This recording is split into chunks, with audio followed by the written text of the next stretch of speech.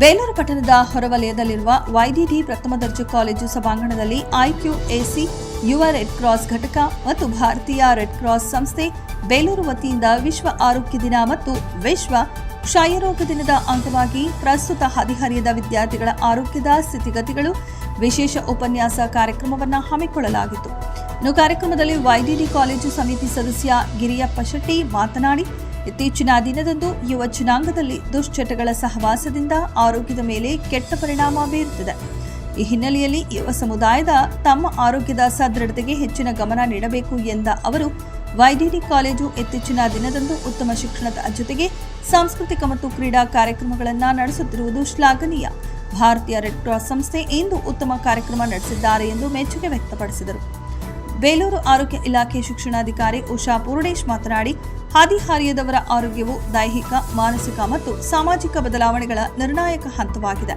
ಪೌಷ್ಟಿಕ ಆಹಾರ, ವ್ಯಾಯಾಮ ಮತ್ತು ಭಾವನಾತ್ಮಕ ಬೆಂಬಲದೊಂದಿಗೆ ಖಿನ್ನತೆ, ಆತಂಕ ಮತ್ತು ಅಪೌಷ್ಟಿಕತೆಯಂತಹ ಅಪಾಯಗಳನ್ನು ತಡೆಗಟ್ಟಬಹುದು. ಆರೋಗ್ಯಕರ ಜೀವನ ಶೈಲಿ, ಸಕಾಲಿಕ ಲಸಿಕೆ ಮತ್ತು ಮುಕ್ತ ಸಂವಹನವು ಈ ವಯಸ್ಸಿನ ಸಮಗ್ರ ಬೆಳವಣಿಗೆಗೆ ಅತ್ಯಗತ್ಯವಾಗಿದೆ. ಯುವ ಜನಾಂಗ ಉದಾಸೀನದಿಂದ ಹೊರಬಂದು ಆರೋಗ್ಯದ ಮೇಲೆ ನಿಗಾ ವಹಿಸಿ ಎಂದು ಕರೆ ನೀಡಿದರು. ಇನ್ನು ಇದೇ ಸಂದರ್ಭದಲ್ಲಿ ಭಾರತೀಯ ರೆಡ್ ಕ್ರಾಸ್ ಬೇಲೂರು ತಾಲೂಕು ಘಟಕದ ಸಭಾಪತಿ ವೈಎಸ್ ಸಿದ್ದೇಗೌಡ ಮಾತನಾಡಿ, ಹಾಗೂ ವೈಡಿಡಿ ಪ್ರಥಮ ದರ್ಜೆ ಕಾಲೇಜು ಪ್ರಾಂಶುಪಾಲ ಡಾಕ್ಟರ್ ಮಹೇಶ್ ಮಾತನಾಡಿ ತಮ್ಮ ಅಭಿಮತವನ್ನ ವ್ಯಕ್ತಪಡಿಸಿದರು. ಸಂದರ್ಭದಲ್ಲಿ ಈ ಮಾನವೀಯ ಸಂಸ್ಥೆ ಹುಟ್ಟುಕೊಂಡಿದ್ದು ಇವತ್ತು ಜಗತ್ತಿನಾದ್ಯಂತ ಶಾಖೆಗಳನ್ನು ವಿಸ್ತರಿಸಿಕೊಂಡು ನಿರಂತರವಾಗಿ ಸಾಮಾನ್ಯರಿಗೆ, ಬಡವ, ಬಲಿದ ಯಾರೇ ಇರ್ಬೋದು, ಮಾನವೀಯ ರಾಷ್ಟ್ರಗಳ ಮಧ್ಯೆ ಮಾನವೀಯ ಸಂಬಂಧವನ್ನ ಬೆಳೆಸುವಲ್ಲಿ ಸಹಕಾರಿಯಾಗಿ ಕೆಲಸ ಮಾಡ್ತಾ ಇರ್ತಕ್ಕಂಥ ಸಂಸ್ಥೆ. ಮತ್ತೆ ಪ್ರಥಮ ಚಿಕಿತ್ಸೆಯ ಬಗ್ಗೆ ಹೆಚ್ಚು ಅರಿವನ್ನು ಮೂಡಿಸತಕ್ಕಂಥ ಒಂದು ಸಮಸ್ಯೆಯನ್ನು ಪ್ರಪಂಚದಲ್ಲಿ ಇದೆ ಅಂದ್ರೆ ಅದು ನಮ್ಮ ರೆಡ್ ಕ್ರಾಸ್ ಸಂಸ್ಥೆ. ಕಾಲೇಜಿನಲ್ಲಿ ಯುವ ರೆಡ್ ಕ್ರಾಸ್ ಸಂಸ್ಥೆಗಳು ಅಂತ ಇದ್ದಾವೆ, ನಿಮ್ಮ ಕಾಲೇಜಿನಲ್ಲೂ ಇದೆ. ಸೊ ಅದರ ಅಡಿಯಲ್ಲಿ ಸೇರ್ಪಡೆ ಆಗಿರ್ತಕ್ಕಂಥ ನೀವು ಕೂಡ ಆ ಮೌಲ್ಯಗಳನ್ನ ವಿತರಿಸುವುದರಲ್ಲಿ, ರಕ್ತದಾನ ಮಹತ್ವದ ಬಗ್ಗೆ, ಅಂಗಾಂಗದಾನದ ಮಹತ್ವದ ಬಗ್ಗೆ, ಆರೋಗ್ಯವನ್ನ ನಾವು ಹೇಗೆ ಇಟ್ಕೋಬೇಕು ಅನ್ನೋದ್ರ ಬಗ್ಗೆ ತಮಗೆ ಅರಿವು ಈ ಮೂಲಕ ನಿಮಗೆ ನಾವು ತಿಳಿಸ್ಕೊಡ್ತಾ ಇದ್ದೀವಿ. ನೀವು ಅದನ್ನ ಗೊತ್ತಿದೆ ಇರ್ತಕ್ಕಂಥ ಹಳ್ಳಿಯಲ್ಲಿ ವಾಸ ಮಾಡ್ತಕ್ಕಂಥ ದೀನದಲಿತರಿಗೆ, ಬಡವರಿಗೆ, ಜಾತಿ ಧರ್ಮ ಇಲ್ಲದೆ, ರಾಜಕೀಯ ದ್ವೇಷ ಇಲ್ಲದೆ ಹಂಚಬೇಕು.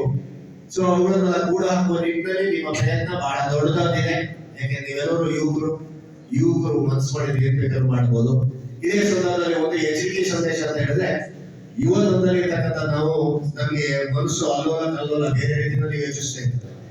ಮನಸ್ಸನ್ನ ಹೇಗೆ ನಾವು ಇಟ್ಕೋಬೇಕು, ಅದು ಎಷ್ಟು ದೊಡ್ಡದು ನಮಗೆ ಗೊತ್ತಿಲ್ಲ. ಮನುಷ್ಯನಿಗೆ ಹೃದಯ ಕೊಟ್ಬಿಟ್ಟ, ಕದ್ದು ಬಿಟ್ಟ, ಮೋಸ ಆಗೋಯ್ತು, ಅದನ್ನೆಲ್ಲ ನೀವು ಈ ವಯಸ್ಸಲ್ಲಿ ನೀವು ತಗೊಂಡ್ರೆ ಜೀವನ ನರಕ ಆಗುತ್ತೆ. ಸೊ ಅದೆಲ್ಲ ಬಿಟ್ಟು ಒಂದು ಸಕಾರಾತ್ಮಕವಾದ ಚಿಂತನೆಗಳು ನಿಮಗೆ ಬೆಳೆಯಬೇಕು ಅಂತಕ್ಕಂಥ. ಮತ್ತೆ ಈ ಕಷ್ಟದಲ್ಲಿರ್ತಕ್ಕಂಥವ್ರಿಗೆ ನಮ್ಮಿಂದ ಏನ್ ಸಹಾಯ ಮಾಡಬಹುದು, ಆರ್ಥಿಕ ಅಲ್ಲ ದೈಹಿಕವಾದ ಸಹಾಯ ಏನ್ ಮಾಡಬಹುದು, ಆರೋಗ್ಯದ ಬಗ್ಗೆ ತಿಳುವಳಿಕೆಯನ್ನು ಮಾಡಬಹುದು. ಇವತ್ತು ಕ್ಷಯ ರೋಗದ ಬಗ್ಗೆ ನಿಮ್ಗೊಂದು ಮಾಹಿತಿ ಅಂತ ಹೇಳಿದ್ರೆ ಸಿಕ್ಕಲ್ಲಿ ಉಗುಳ್ತೀವಿ. ಇವತ್ತು ಎಲ್ಲ ಕಾಯಿಲೆಗಳಿಗೂ ನಮ್ಮ ವಿಜ್ಞಾನ ತಂತ್ರಜ್ಞಾನದಿಂದ ಒಂದಷ್ಟು ಮದ್ದು ಸಿಕ್ಕಿದೆ. ಆದ್ರೆ ಕಾಯಿಲೆ ಬಾರದ ಹಾಗೆಯೇ ಮುನ್ನೆಚ್ಚರಿಕೆಯನ್ನು ವಹಿಸ್ತಕ್ಕಂಥದ್ದು ಇದೆಯಲ್ಲ, ಇದು ನಮ್ಮ ಮುಂದಿರ್ತಕ್ಕಂಥ ಸವಾಲು. ಯಾರು ಕಾಯಿಲೆ ಬಾರದ ಹಾಗೆಯೇ ಮುನ್ನೆಚ್ಚರಿಕೆ ವಹಿಸ್ತಾರೋ ಅವರು ಜಗತ್ತಿನ ಜಾಣ ಆಗ್ತಾರೆ. ನಮ್ಮ ವಿದ್ಯಾರ್ಥಿಗಳಿಗೆ ಬಹಳಷ್ಟು ವಿಚಾರಗಳು ಈ ವೇದಿಕೆ ಮೂಲಕ ಸಿಕ್ಕಿದೆ. ನಮ್ಮ ರೆಡ್ ಕ್ರಾಸ್ ಸಂಸ್ಥೆಯ ಸಭಾಪತಿಗಳಾಗಿರ್ತಕ್ಕಂಥ ಸಿದ್ದೇಗೌಡರು ಬೇಲೂರಿನಲ್ಲಿ ಈ ತರದ ಒಂದು ಉತ್ತಮವಾದ ಕಾರ್ಯವನ್ನು ಮಾಡ್ತಾ ಇದ್ದಾರೆ. ಇದು ಜನರಿಗೆ ಆರೋಗ್ಯ ಶಿಕ್ಷಣವನ್ನು ಕೊಡುವಂತ ಮಹತ್ವದ ಯೋಜನೆಗಳನ್ನ, ಮಹತ್ವದ ಕಾರ್ಯಕ್ರಮಗಳನ್ನ ಅವರ ರೆಡ್ ಕ್ರಾಸ್ ಸಂಸ್ಥೆಯ ಮೂಲಕ ಮಾಡ್ತಾ ಇದ್ದಾರೆ.